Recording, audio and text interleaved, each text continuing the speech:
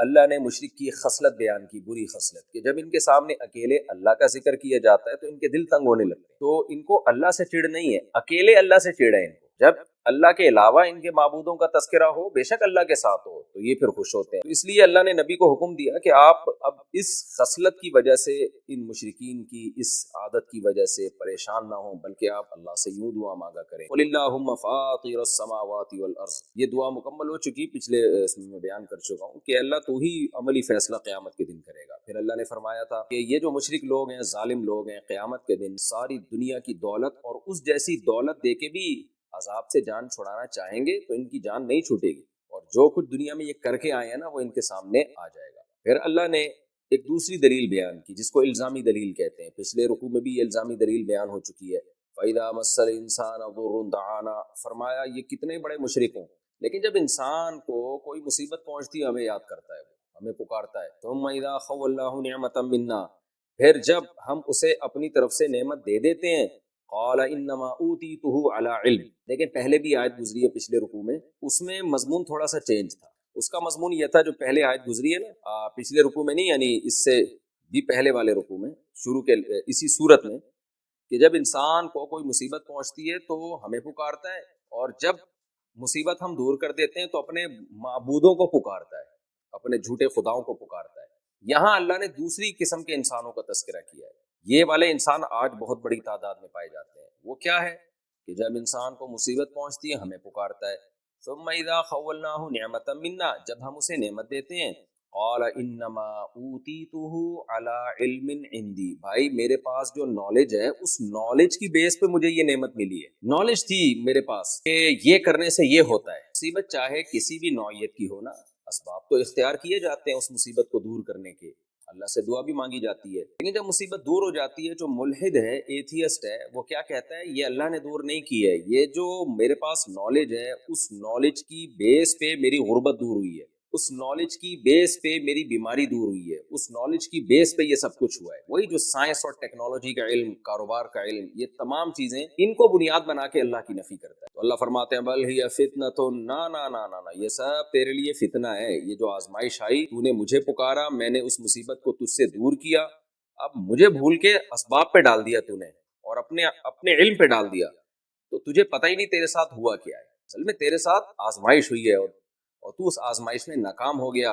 وَلَٰكِنَّ أَكْثَرَهُمْ لَا يَعْلَمُونَ، فرمائے لیکن لوگوں میں اکثر لوگ یہ بات نہیں جانتے کہ جب مصیبت آ کے ٹلتی ہے تو مصیبت کا آنا بھی آزمائش اور اس کا ٹلنا بھی آزمائش۔ دیکھیں یہاں میں ایک وضاحت کرتا چلوں گا، بہت دفعہ سب کے ساتھ ایسا ہوتا ہے، اہل اسلام کے ساتھ بھی ایسا ہوتا ہے کہ آپ غریب تھے، آپ نے اللہ سے دعا مانگی، اور ساتھ ساتھ آپ نے محنت بھی کی، وہ محنت رنگ لائی اور اللہ نے آپ کی غربت کو دور۔ آپ بیمار تھے، آپ نے اللہ سے دعا بھی مانگی اور ڈاکٹر سے علاج بھی کرایا، بہت سو سے علاج کرایا، ایک ڈاکٹر کا علاج ایسا تھا جس نے آپ کو فائدہ پہنچا دیا، یا اس کی کوئی میڈیسن ایسی تھی جس نے آپ کو فائدہ پہنچا دیا۔ اب آپ کہتے ہیں بھئی اس میڈیسن سے مجھے فائدہ ہوا ہے، اس ڈاکٹر سے مجھے فائدہ ہوا ہے، یا میری نالج سے مجھے فائدہ ہوا، تو یہ غلط نہیں ہے، کیونکہ یہاں آپ اللہ کی نفی نہیں کر رہے۔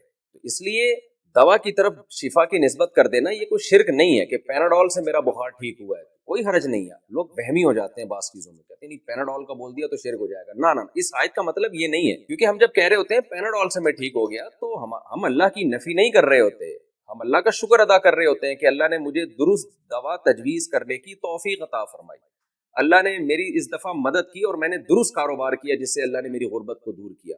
تو یہاں اللہ کی نفی نہیں ہوتی، سبب کی طرف نسبت اس وقت حرام ہے جب آپ اللہ کی نفی کر رہے ہو، چاہے واضح لفظوں میں نفی ہو یا گول مول لفظوں میں نفی ہو۔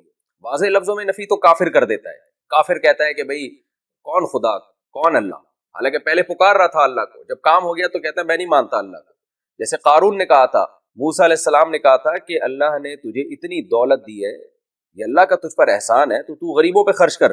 اللہ نے حکم دیا کہ زکوٰۃ نکالا کر، صدقات و خیرات کیا کر، احسن کما احسن اللہ الیک، جیسے اللہ نے تجھ پر احسان کیا تو اللہ کی مخلوق پر احسان کر۔ تو قارون نے کیا کہا تھا؟ انما اوتیتہ علی علم عندی، یہ میرے پاس جو نالج ہے اس کی بیس پہ میں نے کمایا ہے۔ قارون کا مقصد خدا کا انکار نہیں تھا، لیکن تکبر، یعنی اپنے عمل سے یہ بتا رہا تھا کہ خدا کا ارادے کا تو اس میں کوئی دخل ہی نہیں ہے، یہ تو میرے پاس نالج ہے، کاروبار ہے، میرا دماغ ہے، میں نے کمایا ہے، یہ ہے متکبر۔ اور کافر کیا کرے گا؟ جو ملحد ہوگا وہ کہے گا خدا ہے ہی نہیں۔ تو دونوں کی نفی ہے اس آیت میں۔ آج مسلمانوں میں بھی بہت سے مالدار لوگ ایسے ہیں کہ وہ اس قدر تکبر کرتے ہیں اور بار بار میں نے کیا. آگے قرآن اس کا جواب دے رہا ہے کہ بھائی کیا تمہیں پتا نہیں ہے کہ جس کے لیے اللہ چاہتا ہے روزی بڑھا دیتا ہے، جس کے لیے اللہ چاہتا ہے کم کر دیتا ہے.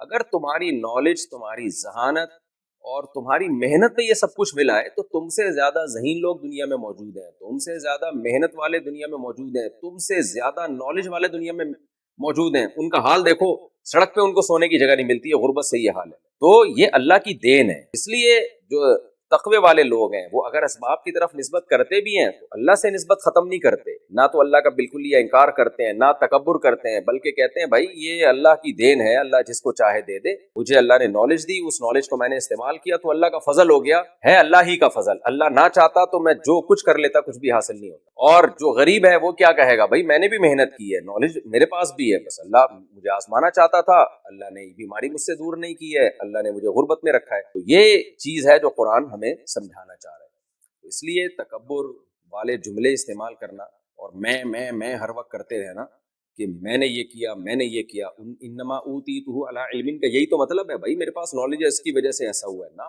یہ بڑا خطرناک جملہ ہے. آپ بولے اللہ نے مجھے علم دیا، اس علم کو میں نے استعمال کیا تو اللہ کا فضل ہو گیا کہ وہ نالج رنگ لے آئی، ورنہ وہ اللہ ہی کی طرف سے ہے. کیونکہ بہت سے لوگوں کے پاس نالج نہیں ہے پھر بھی وہ بہترین طریقے سے چلتے ہیں. اس کی میں ایک آسان مثال دیتا ہوں آپ کو. آپ نے دیکھا ہوگا کچھ لوگ ایسے ہیں جو بڑے بے ڈھنگی لائف گزارتے ہیں، بڑی بے ڈھنگی، صحت کے کسی اصول پہ عمل نہیں کرتے، لیکن آپ دیکھیں پھر بھی 100 سال. کچھ لوگ ایسے ہیں جو سارا دن صحت کے اصولوں کا خیال کرتے ہیں، زندگی بڑے ہیلتھ کے اصولوں پر گزرتی ہے، پھر بھی بیمار ہو جاتے ہیں. تو یہ اللہ دکھاتا ہے کہ بھئی میں بھی ہوں، سب کچھ تمہارے سوچنے سے کرنے سے نہیں ہوں. تو اللہ نے انسان سے شکایت کی ہے، فَإِذَا مَسَّ الْإِنسَانَ ضُرٌّ دَعَانَا، جب مصیبت پہنچتی ہے تو ہمیں پکارتا ہے. نہ پکارتا نا، پھر جب تیرے پاس علم ہے تو اسی علم کو استعمال کرتا، ہمیں کیوں پکار رہا تھا. ثم اذا خولناه نعمتا منا، جب ہم اسے اپنی طرف سے نعمت دیتے ہیں، قال انما اوتیته على علم، تکبر کرتا ہے، کہتا ہے میرے پاس جو نالج ہے. یہ تکبر مسلمان بھی کر سکتا ہے، کافر بھی کر سکتا ہے، دونوں اس آیت میں داخل ہیں. اللہ فرماتے ہیں بل ہی فتنۃ، نہ یہ آزمائش ہے، ولکن اکثرهم لا يعلمون، اکثر لوگ جانتے نہیں. قد قالها الذین من قبل، یہ جملہ ان لوگوں نے بھی کہا ہے جو ان سے پہلے گزر چکے. بہت سے لوگ پہلے آئے ہیں، اس طرح کی بڑی بڑی باتیں کر کے گئے.